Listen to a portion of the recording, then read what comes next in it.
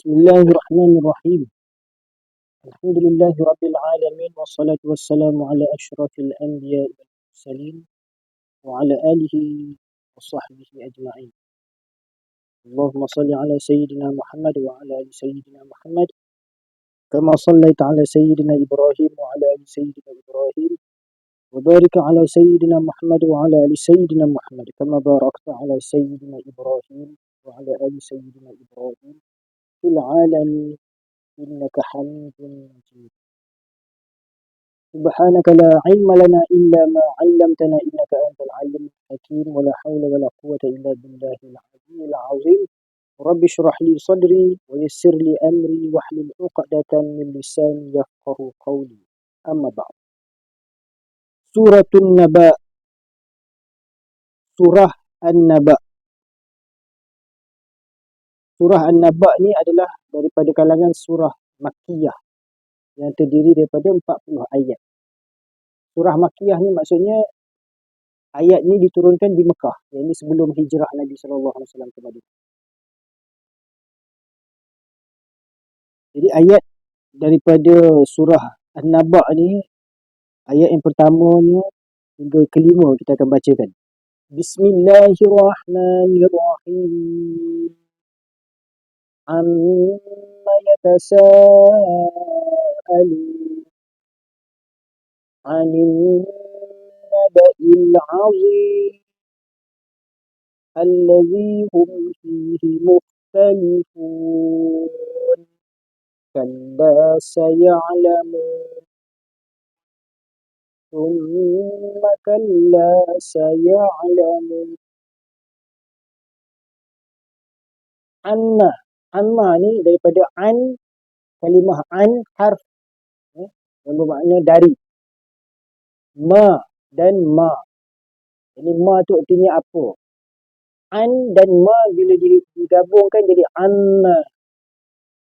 Daripada apakah? Yatasa'aluna. Yatasa'alun, sa'ala, tasa'ala, yatasa'alu. Ini tasa'ala daripada sa'ala berarti bertanya ataupun soal. Jadi bila dibawa ke bab tasa'ala, yatasa'alu, ini bertanya, saling bertanya-tanya. Ia ada makna yang lebih mubalaghah. Ini saling bertanya-tanya berkenaan daripada peristiwa tentang apakah yang mereka saling bertanya-tanya itu. Ini apabila datangnya risalah daripada Nabi SAW, wahyu. Jadi apabila wahyu itu turun, Nabi menyampaikan wahyu itu kepada sahabat-sahabat dia, orang yang beriman ni. Ini berita baru, khabar daripada langit. Jadi orang kafir Quraisy pun saling bertanya-tanya, apa khabar, apa cerita yang diorang bawa ni sekarang ni. Berita apa yang mereka sedang bertanya-tanya ni? Tentang apa wahyu daripada Al-Quran tu lah. Amma yatasa'alun. Daripada kejadian apakah yang mereka bertanya. Ini saling bertanya-tanya antara satu sama lain berkenaan peristiwa apa. Naba' ni artinya apa? Naba' ni daripada artinya khabar. Perkhabaran. Tahu tak? Jadi Nabi terbit daripada kalimah naba' ni lah. Nabi adalah seorang yang memberi perkhabaran. Tahu tak? Khabar. Nabi menyampaikan naba'. Naba' ni mana perkhabaran tentang kaum umat-umat terdahulu, perintah-perintah Allah, perintah di langit, kan? Surga nanti semua, bagaimana akhirat nanti. Jadi perkhabaran ni adalah perkara yang besar. Satu khabar-khabar yang besar. Bukan berita-berita kecil niaga ke, jual ikan ke, jual kurma ke, bukan. Ini bukan tanam pokok ke cerita ke, bela kuda ke, bukan. Ini cerita lagi besar daripada tu. Amma yatasa'alun, berkenaan apakah yang mereka saling bertanya-tanya itu? Daripada kejadian apakah mereka bertanya? Allah Ta'ala jawab, An-naba'il 'azim. An daripada An-naba', ini berita perkhabaran Al-azim, yang agung, yang besar. Itu mereka saling bertanya-tanya, bersoal-soal, adalah tentang perkara berita yang sangat besar. Jadi mereka tanya tu tentang berita nubuat yang disampaikan oleh Nabi tu. Apa cerita tu? Apa yang disampaikan oleh Muhammad ni? Ini yang mereka nak tahu, yang mereka saling bertanya. Apa cerita dia? Apa dia punya dakwah itu apa? Apa isi kandungannya? Itu yang mereka nak tahu. Allazi hum fihi mukhtalifun. Yang mana mereka, jadi orang-orang kafir Quraisy itu, fihi mukhtalifun. Berkenaan tentang berita yang besar itu, mereka ada perselisihan. Jadi saling ada pandangan sendiri. Masing-masing ada pandangan sendiri. Berselisih pendapat tentang pandangan kabar yang disampaikan oleh Rasulullah SAW. Ada yang beriman, ada yang tak beriman. Ada yang percaya, ada yang tak percaya. Ada yang menerima, ada yang menolak. Jadi situlah selisih. Ini bukan semuanya menerima perkhabaran yang datang daripada Rasulullah sebab dia adalah perkhabaran yang ghaib.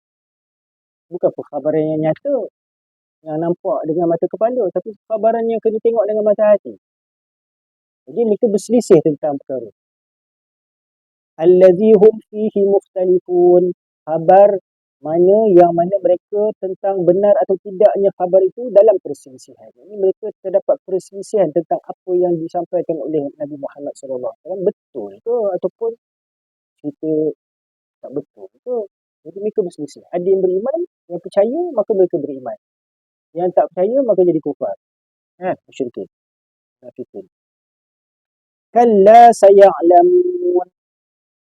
Kalla, Allah Subhanahu Wa Taala nyatakan, sesungguhnya tidak. Saya'lamun. Sa tu artinya nanti, pasti.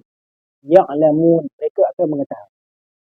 Jadi tentang apa yang mereka dustakan, yang tak percaya tentang perkhabaran daripada Nabi SAW tu, apa yang mereka dustakan, apa yang mereka tak percaya tu, nanti mereka akan tahu. Summa kalla saya'lamun.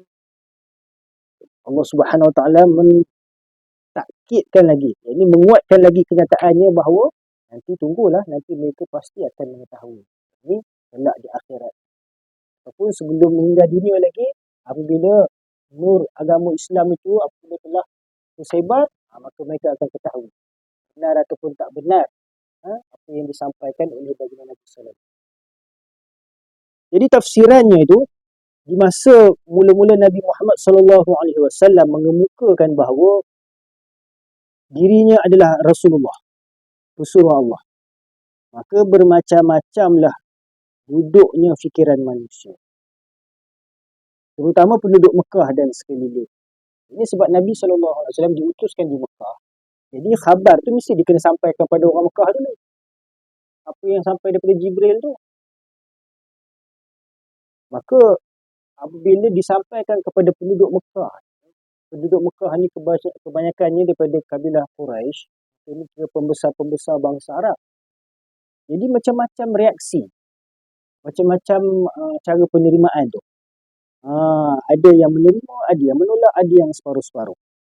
Ada di antara mereka yang segera membenarkan dan mengakui. Umpamanya Hadrat Siti Khadijah radhiyallahu anha, dan Hadrat Sayyidina Abu Bakar As-Siddiq radhiyallahu anhu, dan lain-lain antaranya, Hadrat Sayyidina Ali, Sayyidina Uthman dan sebagainya. Ada di antara mereka yang menanti sementara waktu akan bukti-bukti yang perlu olehnya masing-masing, yang menunjukkan benarnya pengakuan Nabi Muhammad SAW. Ini bagi orang yang lemah iman, ini separuh-separuh. Mereka nak tengok bukti, nak tengok dalil. Betul ke khabar yang disampaikan oleh Nabi Muhammad SAW? Di sinilah maka terzahirnya mukjizat. Untuk menguatkan lagi keyakinan orang yang lemah. Percayaan ni. Mereka nak bukti. Jadi di sini Allah Ta'ala akan zahirkan mukjizat. Kebenaran bagi Nabi SAW. Tetapi yang terbanyak daripada kalangan masyarakat Arab Quraisy adalah mereka yang tiada membenarkan. Ini banyak yang menolak lah, sebab khabar tu tak nampak dengan mata kepala. Dan mereka yang tiada hendak membenarkan. Ini orang-orang yang munafik dan musyrik. Mereka tiada suka memerhatikan dalil-dalil dan bukti-bukti yang menunjukkan benarnya Muhammad itu Rasulullah. Mereka tak nak memerhatikan bukti-bukti yang ada pada Nabi SAW. Kalau orang yang benar-benar beriman, mereka melihat Rasulullah SAW tu pun dah percaya dah. Tengok pun dah percaya dah. Takkanlah orang macam ni nak menipu. Takkanlah orang macam ni nak berdusta. Takkanlah orang macam ni nak bawa kepada kesesatan. Jadi kalau orang yang betul-betul beriman, ada nur iman dalam hatinya, dia tengok Nabi Muhammad SAW tu pun dah percaya dah.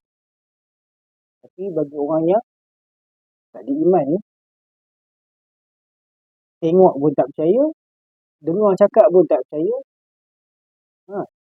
dah bagi hujah, dah bagi bukti, dah bagi dalil pun tetap mereka akan menolak. Jadi itu yang banyak. Ada di antara mereka itu yang disebabkan sombong dan takabur, dan ada pula yang hanya semata-mata menurut sahaja. Jadi mereka mengikut apa kata orang ramai majoriti kata tak percaya, mereka ikut tak percaya. Khabar ni khabar yang tak boleh dipercayai. Dan ada pula yang hanya semata-mata menurut sahaja kepada orang terbanyak atau orang-orang yang dipercayai. Ikut je lah. Kalau siapa yang dia rasa dia boleh percaya, kalau pakcik dia kata, saya ikut lah. Dia pun tak ikut lah. Mereka macam ketiga ni, jadi ada 3 jenis kategori. Ada yang menerima, ada yang menolak, ada yang separuh-separuh. Tak? Jadi yang paling banyak adalah yang tidak membenarkan. Kemudian ada yang separuh-separuh ni mereka nak tengok dalil, nak tengok bukti. Jadi terjadi di antara mereka itu tanya-bertanya atau soal jawab tentang kerasulan Muhammad.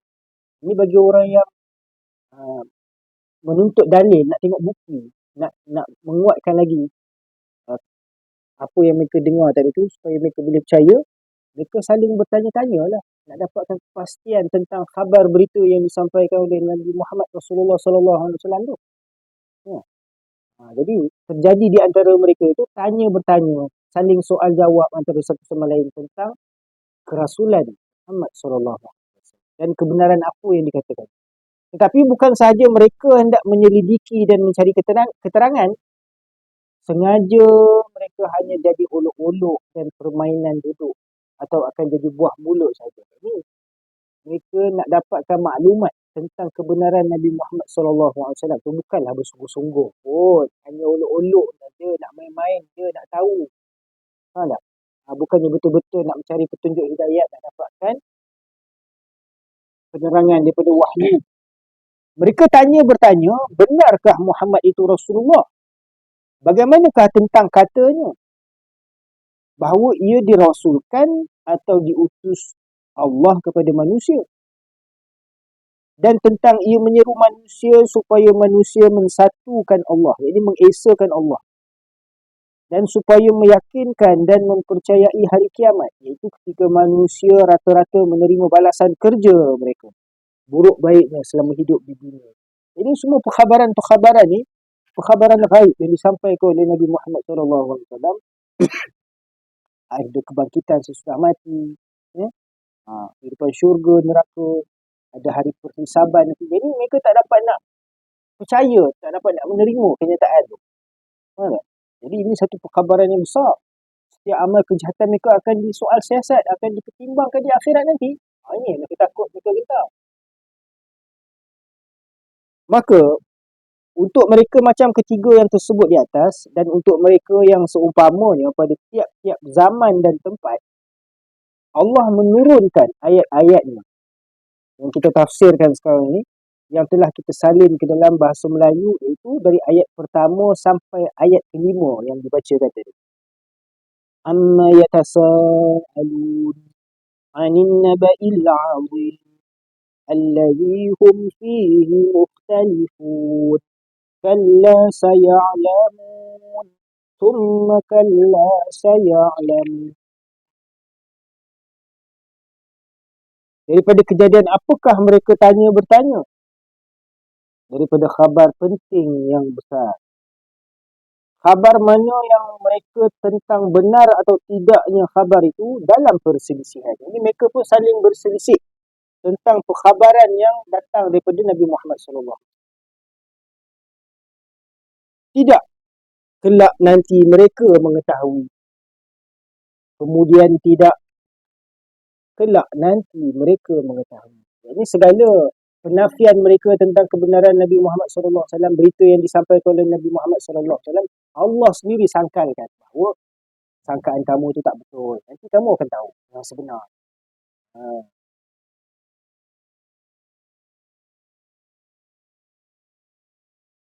Ini sehingga tiada kuasa lagi mereka membantah dengan mulutnya, biarpun hatinya masih menyangkal. Allah mengatakan, dari perkara apakah mereka bertanya? Dari khabar penting yang amat besar, yang mereka masih berselisih dan bertikai faham. Ini tentang perkhabaran yang datang daripada Nabi SAW. Mereka sendiri berselisih dan bertikai, mempertikaikan antara satu sama lain. Tidak sepatutnya dan tidak baik mereka ragu-ragu dan memperolok-olokkan. Kelak mereka akan mengetahui dengan yakin dan pasti, baik masa hidup di dunia ini juga, dengan beroleh bukti dan keterangan yang ditunjukkan oleh Allah, ataupun nanti di akhirat sahaja, dengan penglihatan dan pengalaman sendiri akan kebenaran Nabi Muhammad SAW itu sebagai Rasulullah, dan benar apa-apa yang dikhabarkan. Jadi mereka saling bertanya-tanya tu hanya nak dengan niat untuk memperolok-olok, bukan niat untuk mendapatkan kebenaran pun. Faham tak? Jadi mereka saling bertanya-tanya tu memperolok-olokkan untuk menghina ataupun untuk menolak kebenaran yang disampaikan oleh Nabi SAW. Faham tak? Jadi keterangan-keterangan yang disampaikan oleh Nabi SAW itu memang perkara yang gaib. Ya. Tapi tidak sepatutnya mereka memperolok-olokkan. Sebab apa? Itu adalah berkaitan dengan perkara kehidupan dan kematian. Nampak? Apa yang mereka dengar daripada Nabi SAW tu, mungkin tak dapat mereka lihat lagi dekat dunia ni. Tapi kalau Allah Ta'ala nak tunjuk, Allah Ta'ala akan zahirkanlah mukjizat daripada Nabi SAW tu untuk membuktikan. Untuk membuktikan tentang kerasulan Nabi Muhammad SAW. Kalau tak di dunia, tunggu dekat akhirat nanti. Itu yang Allah Ta'ala kata, nanti kamu akan tahu.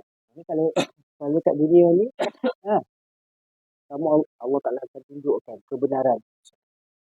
Kalau tak di dunia, nanti dekat akhirat nanti kamu pasti akan dapat kebenaran Nabi Muhammad SAW sebagai pemberi syafaat untuk pendudukan mereka yang tersebut dan seumpamanya, supaya mengakui dan meyakini benarnya Muhammad itu Rasulullah dan benarnya apa-apa yang dikhabarkan. Allah Ta'ala berfirman seterusnya,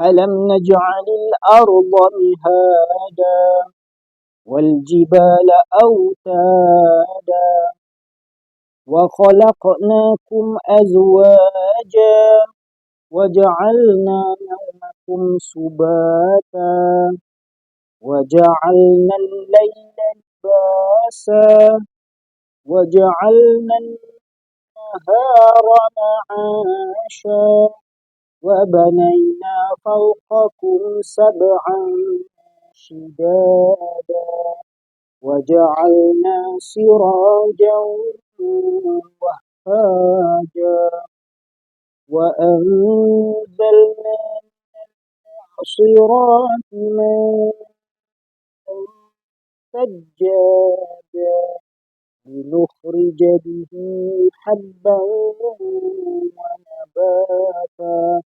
وجنات ألفافا Alam naj'alil arda mihada. Allah Ta'ala bertanya, apa tidakkah kami telah jadikan bumi itu sebagai hamparan? Alam naj'al, apa tidakkah kami telah menjadikan al-arda, bumi itu, mihada, sebagai hamparan. Wal jibala autada. Al-jibal artinya bukit-bukit. Kalau jabal, satu bukit. Kalau al-jibal, ini banyak bukit-bukit.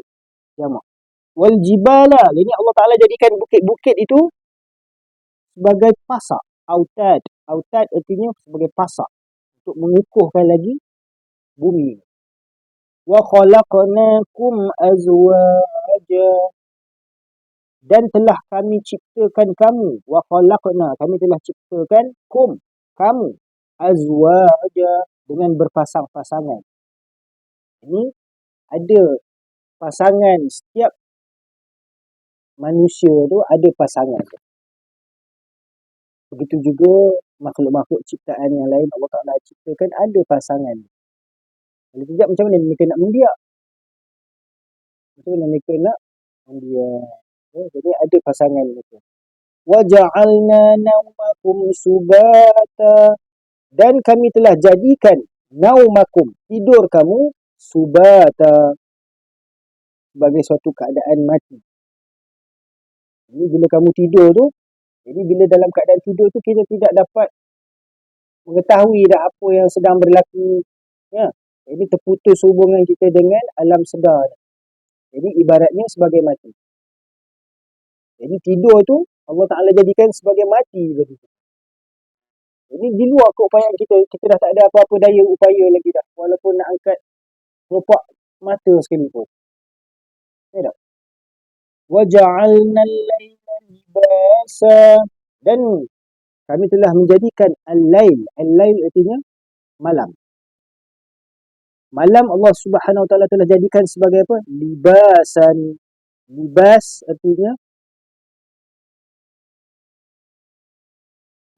artinya pakaian yang menutup. Libas macam kita pakai baju ni, baju ni semua libas. Ya? Jadi libas artinya pakaian. Allah Subhanahu Wa Taala jadikan malam tu sebagai pakaian, maksudnya sebagai pakaian yang untuk menutupi. Pakaian fungsi dia untuk apa? Menutupi aurat. Jadi malam tu Allah Subhanahu Wa Taala menutupi segala perkara-perkara yang biasanya nampak dalam keadaan waktu siang. Jadi kalau rumah pun bila malam selalunya orang tutup. Bila nak tidur pun lampu orang tutup. Jadi waktu malam tu sebagai satu waktu tutupan.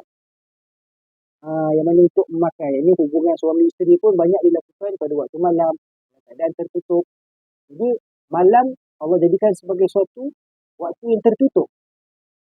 Tertutup daripada hubungan kita dengan masyarakat. Kan nak berhubung dengan masyarakat siang ke malam ni. Malam berhentilah. Rehatlah. Tutuplah dia punya perhubungan tu. Itu maksudnya. وَجَعَلْنَا النَّهَارَ مَعَاشًا. Dan kami telah jadikan nahar. An-nahar artinya siang. Kalau al-lail artinya malam. Allah jadikan malam tu untuk berehat. Sebagai tutupan untuk kita berehat di rumah. Tutup pintu. Kan? Bersama anak isteri, keluarga dan sebagainya. وَجَعَلْنَا النَّهَارَ. Dan kami telah jadikan an-nahar waktu siang tu pula sebagai ma'asya. Ma'asya tu untuk mencari penghidupan. Nak bekerja ke, nak bercucuk tanam ke, nak meniaga ke. Ya? Untuk kita mengusahakan kehidupan kita. Nak membina bangunan ke, nak buat rumah ke, nak tangkap ikan ke. Waktu siang. وَبَنَيْنَا فَوْقَكُمْ سَبْعًا شِدَادًا. وَبَنَيْنَا. Dan kami telah bina. Jadi kami telah susun. فَوْقَكُمْ. Di atas kamu. Sab'an, 7. Shidada. Shidada tu artinya yang kuat. Syadid, yang kukuh. 7 yang kukuh tu artinya 7 lapisan langit. Di atas kita ni ada 7 lapisan langit. 7 petala langit yang kukuh Allah Ta'ala bina tu tak jatuh-jatuh. Tak? Kukuh lah. Bintang-bintang semua tergantung, tak ada luruh. Matahari tetap. Bulan tetap. Tak lari daripada orbit dia orang punya laluan. Sebab kukuh lah. Jadi Allah Subhanahu Wa Taala jadikan langit-langit, 7 lapisan langit dengan kekukuhan. Shidada. Wa banaina fawqakum sab'an shidada. Dan kami susun di atas kamu 7 barang yang kuat. وَجَعَلْنَا سِرَاجًا وَهَّاجًا. Dan kami telah jadikan sirajan. Sirajan artinya cahaya yang menerangi pelita. Wahhaja, yang amat bercahaya. Yang dimaksudkan apa? Adalah matahari. Matahari itu fungsi dia tu sebagai ibarat pelita yang bercahaya. Yang dapat menerangi manusia tu di siang hari. وَأَنْزَلْنَا مِنَ الْمُعْصِرَاتِ مَاءً ثَجَّاجًا. وَأَنْزَلْنَا. Dan kami telah turunkan مِنَ الْمُعْصِرَاتِ. Daripada awan-awan tu. Al-mu'asirat artinya awan-awan yang bergugusan tu. Ma'an, air. Daripada awan-awan tu ada mengandungi air. sajaja, yang sangat banyak. Ya. Dalam awan-awan yang Allah Ta'ala ciptakan tu, Allah boleh turun mengandungi air yang Allah Ta'ala turunkan ke atas muka bumi. Wa anzalna minal mu'asirati ma'an sajaja, dan kami telah turunkan daripada himpunan awan-awan, gugusan awan-awan itu air yang banyak. Sajaja, ini air yang banyak. Linukhrija bihi habban wa nabata, supaya dengan air hujan itu linukhrija, dapat mengeluarkan, jadi dengan air hujan yang turun tu ke bumi tu, dia akan dapat mengeluarkan habban wa nabata, jadi biji benih dan tumbuh-tumbuhan yang lain. Tahu tak? Jadi supaya kami keluarkan dengan sebab air itu tanaman yang dipotong dan tumbuh-tumbuhan, ini buah-buahan dan segala tanaman-tanaman lah. Dengan hujan yang Allah Subhanahu Wa Taala turunkan daripada gugusan awan-awan tersebut. Dengan air-air daripada langit tadi Allah Ta'ala turunkan, maka hasilnya tumbuhan-tumbuhan di bumi dapat manfaat, hidupan-hidupan di bumi dapat manfaat. Wa jannatin alfafa, dan jannat artinya kebun-kebun, taman-taman, ataupun ladang-ladang lah. Jannat tu artinya kebun-kebun yang mengandungi buah-buahan yang lebat-lebat. Jadi pada ayat yang tertulis di atas, Allah Subhanahu Wa Taala memberitahukan dan mengingatkan kepada mereka golongan ketiga yang lalu. Jadi golongan ketiga tu yang tidak mahu menerima perkhabaran daripada Nabi Muhammad sallallahu alaihi wasallam, Allah bagi lagi penjelasan. Allah jelaskan lagi. Kamu tak perhati ke? Tak cukup lagi ke dengan bukti-bukti yang kami telah jadikan, ciptakan demi nak membenarkan kenyataan Muhammad ni? Kamu tak nampak ke ni semua bukti-bukti? Apa yang Nabi cerita tu tentang benda ni lah. Nampak tak? Allah memberitahukan dan mengingatkan kepada mereka golongan ketiga yang lalu akan tanda-tanda kekuatannya, kekuasaannya dan tanda-tanda rahmat dan kasih sayangnya kepada manusia. Itu dalil dan tanda-tanda yang menunjukkan bahawa Allah itu kuasa berbuat sekehendak. Juga kerana sayangnya, diutusnya rasul-rasulnya akan jadi penunjuk jalan kepada keselamatan hamba selama di dunia dan nanti di kehidupan akhirat. Maka kita bacakan dan perhatikan baik-baik tentang maksud firman Allah Subhanahu Wa Taala, di mana Allah Taala mengatakan, alam naj'alil arda mihada, apa tidakkah kami jadikan bumi, barang besar yang kamu diami ini, jadi hamparan, terhampar dan terkembang seluas-luasnya. Jadi Allah Ta'ala jadikan bumi ini sebagai hamparan yang luas, jauh untuk kita meneroka. Bumi, yakni muka bumi ini terhampar seluas-luasnya sehingga dapat manusia yang beribu-ribu, berjuta-juta ni, bermilion-milion ni dapat duduk, dapat tinggal. Tak kira lah di atas darat ke, di atas bukit ke, di atas pokok ke, ataupun di atas air ke, dapatlah diinapi oleh beribu-ribu, berjuta-juta manusia dengan hamparan bumi yang luas.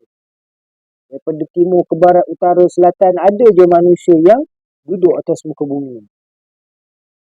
Bila mana Allah hamparkan, luas, dan membuat tempat tinggalnya. Dapat mereka bercucuk tanam dan mendirikan bermacam-macam perusahaan. Juga dapat mereka di muka bumi ini berkeliaran ke sana kemari. Jadi dapat merantau sana, berjalan sana, berjoging sana, pergi bersafar sana, berziarah sana sini, melawat sana sini. Nampak? Ini luasnya bumi ni. Nak kata bumi ni sempit, tidak. Luas. Allah Ta'ala jadi hamparkan. Berkeliaran ke sana kemari dengan berbagai maksud dan sengaja. Ini ada yang pergi untuk buat rumah, cari tempat tinggal, ada yang sahaja pergi jalan-jalan, rehat. Bukan sahaja manusia, bahkan semua haiwan-haiwan yang lain, gajah, zirafah, monyet, unta, kura-kura, ular sawah, harimau, singa, semua haiwan-haiwan ni pun dapat manfaat daripada hamparan bumi yang begitu luas. Tetapi juga binatang-binatang yang jumlahnya bermilion lipat ganda. Yang ini jumlah bilangan haiwan tu lebih banyak daripada manusia lagi. Ya tak? Dari jumlah manusia. Dapat pula hidup di muka bumi ni dengan secukup dan sesempurna. Jadi walaupun macam-macam ciptaan makhluk yang hidup atas muka bumi ni, tetap masih luas lagi. Nampak? Allah Ta'ala hamparkan. Bahkan kayu-kayu dan tumbuh-tumbuhan pun demikian pula. Semuanya dapat hidup disebabkan luasnya muka bumi yang Allah Ta'ala hamparkan. Kemudian pada ayat yang ketujuh, wal jibala autada. Allah mengatakan, dan kami jadikan bukit-bukit itu sebagai pasak. Kami jadikan bukit-bukit itu jadi pasak. Sebagaimana telah umum diketahui bahawa di dalam bumi yang sekian ribu meter dari kulit bumi ni adalah api. Jadi dalam bumi ni ada api. Itu yang bila gunung berapi itu dia keluar lava yang panas. Cecair api. Tahu tak? Sebab dalam bumi ni ada api. Di dalam bumi yang sekian ribu meter dari kulit bumi adalah api dan barang yang sangat panas sehingga hampir sebagai bubur cairnya. Itu yang keluar lava daripada gunung berapi itu. Tahu tak? Jadi maka Allah menjadikan bukit di muka bumi ni jadi pasak. Jadi supaya tahan, supaya cecair api itu tak keluar. Nampak tak? Dan sebagai besi paku untuk pencakah supaya muka bumi ini tiada berputar-putar, jadi berpusing-pusing sebabkan kalau dah cair tu nanti dia akan bergerak lah. Ya? Atau sebagai barang cair yang mengalir ke sana sini. Jadi bukit tu, gunung ganang tu sebagai pasak supaya lava tu tak keluar. Kalau tidak habis berselerak masuk dalam laut, habis semua kita pun tak dapat nak. Subhanahu wa ta'ala jadikan bukit-bukit gunung ganang tu sebagai pasak bumi. Dalam ayat yang ke-8 Allah Subhanahu wa ta'ala menyatakan firman-Nya, kami jadikan kamu berpasang-pasangan. Wa khalaqnakum azwajan. Azwajan artinya berpasang-pasang. Ya? Maksudnya jadikan manusia itu ada yang berjantina lelaki dan ada yang berjantina perempuan. Dijadikan lelaki dan perempuan supaya apa? Supaya mereka hidup berjinak-jinakkan dan berkasih sayang. Jadi supaya ada hubungan antara satu sama lain tadi yang mana akan dapat meneruskan zuriat keturunan. Nampak? Jadi Allah Ta'ala jadikan lelaki dan perempuan tu bukan hanya saja-saja. Ada maksud, ada tujuan, ada maksud yang tertentu yang Allah Ta'ala jadikan supaya pasangan tadi tu akan ada kecenderungan antara satu sama lain.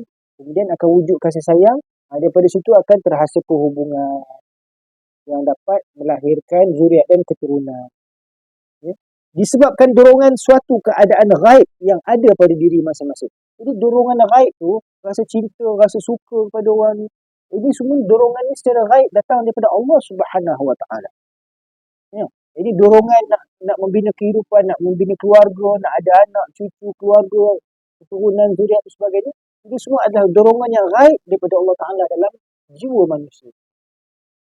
Allah Ta'ala yang jadikan. Ya, dalam diri pasangan masing-masing.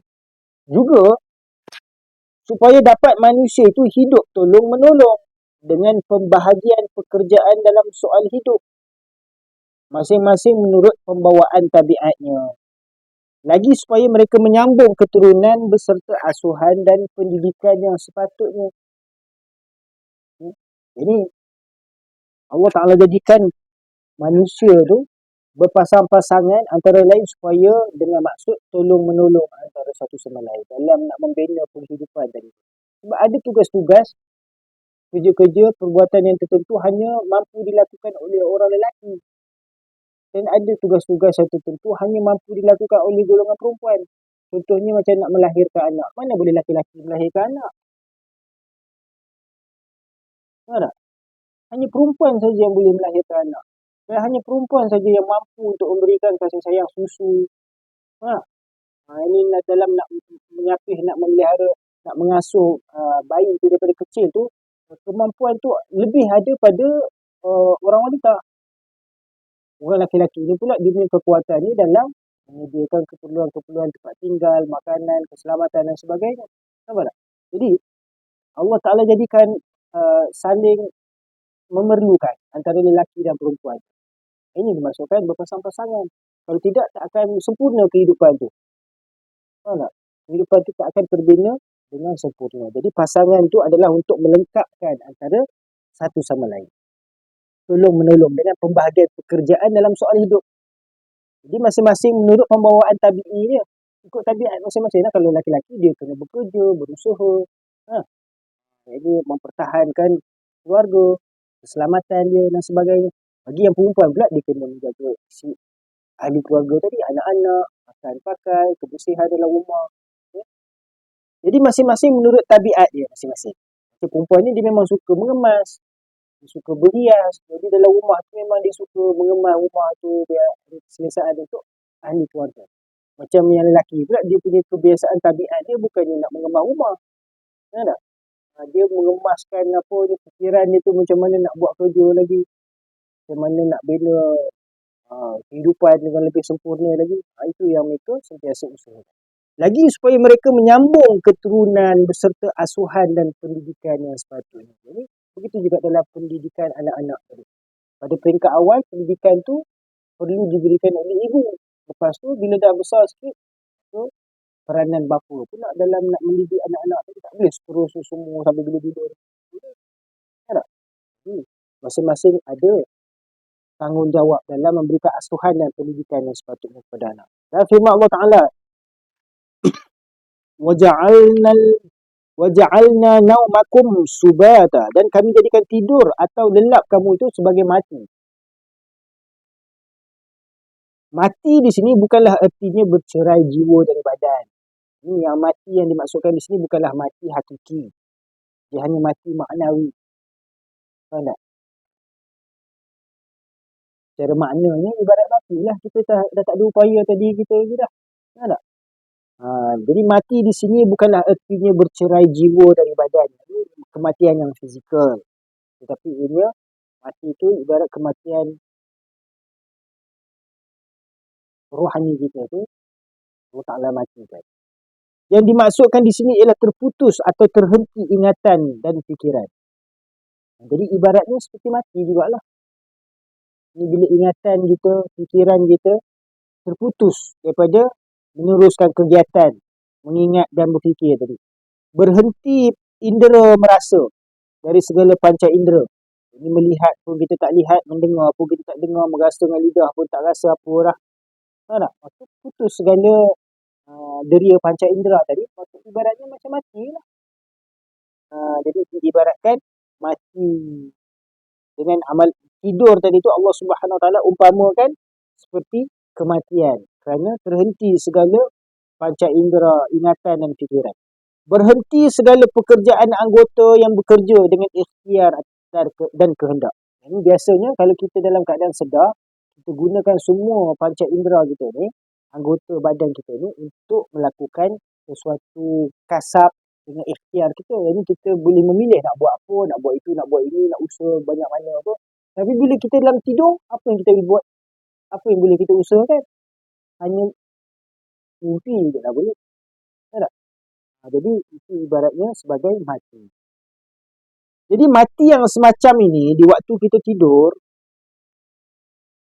ada faedah. Di sini dinyatakan amat besar faedahnya dalam peri kehidupan kita. Jadi tidur itu adalah satu faedah, memberi satu faedah yang sangat besar untuk kehidupan manusia. Mati semacam ini dalam beberapa jam sehari dan semalam yang menghabiskan lelah anggota-anggota yang bekerja di waktu selama kita terbangun. Yang menyebabkan malas dan bosan dan mengembalikan kerajinan dan kegembiraan bekerja dan berfikir. Jadi Allah Subhanahu Wa Taala jadikan tidur itu sebagai kematian supaya merehatkan anggota-anggota tubuh badan kita. Supaya melepaskan kita daripada kekusutan fikiran kita. Supaya kita lupa tentang segala kesusahan, kepenatan kita tu. Dan dia akan memberikan satu tenaga baru dengan tidur tadi. Ha. Jadi Allah Subhanahu Wa Taala nyatakan lagi seterusnya, kami jadikan malam sebagai tutupan. Jadi tutup. Jadi malam jadi sebagai tutup, menutupi dengan gelapnya segala yang ada di muka bumi. Malam itu juga menutupi apa-apa yang di muka bumi dengan udara sejuk ni. Amat banyak gunanya malam itu untuk segala hidup-hidupan di muka bumi. Allah berkata dalam firman-Nya seterusnya, kami jadikan hari siang itu hidup. وَجَعَلْنَا النَّهَارَ مَعَاشًا. Dan kami jadikan siang hari itu sebagai penghidupan. Ini sebagaimana Allah Ta'ala jadikan malam itu sebagai waktu tidur, dan tidur itu diibaratkan sebagai mati. Dijadikan pula siang itu hidup. Nampak? Siang itu sebagai hidup untuk kita usahakan penghidupan. Waktu siang itu zamannya kita hidup. Jadi dengan adanya siang, maka kita dapat mengusahakan penghidupan kita.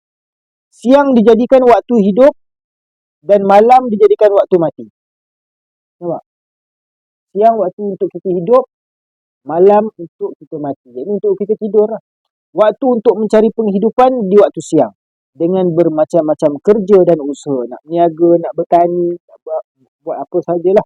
Dalam bekerja mendapatkan rezeki. Kemudian Allah Ta'ala berfirman dalam ayat ke-12.